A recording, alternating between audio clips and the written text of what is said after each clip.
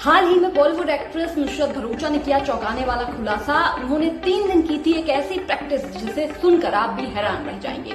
दरअसल उन्होंने film love आजकल 2 के लिए की थी एक ऐसी प्रैक्टिस जिसे सुनकर हर कोई हैरान हो सकता है।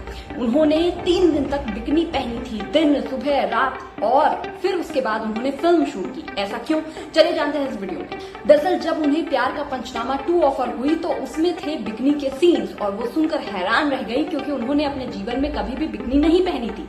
उन्होंने डायरेक्टर लव रंजन से कहा कि वो बिकनी नहीं पहन पाएंगी क्योंकि उन्होंने रियल लाइफ में कभी भी बिकनी नहीं पहनी है, तो सेट पर वो कंफर्ट महसूस नहीं करेंगी। इसके बाद उन्होंने प्लान बनाया कि उन्हें इंटरनेशनल ट्रिप करनी होगी, तो इसीलिए उन्होंने एक सोलो इंटरनेशनल ट्रिप की 3 दिन की, और उसमें उन्होंने सुबह से लेकर रात तक बिकनी ही पहनी ताकि वो कंफर्ट महसूस कर सके।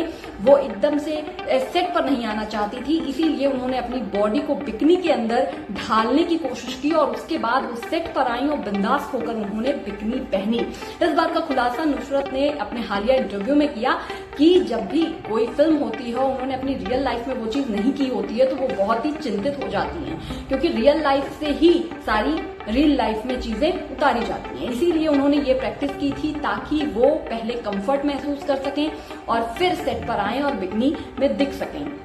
तो उन्होंने बताया कि उन्होंने मुंबई में वो रहती हैं, तो उन्होंने इंडिया में इसलिए ऐसा नहीं किया क्योंकि इंडिया में कहीं भी आप ऐसे बिकनी पहन के घूम नहीं सकते हैं, लेकिन बाहर ऐसा कुछ भी नहीं होती है प्रॉब्लम। तो उन्होंने कहा इसीलिए उन्होंने इंटरनेशनल सोलो ट्रिप की थी।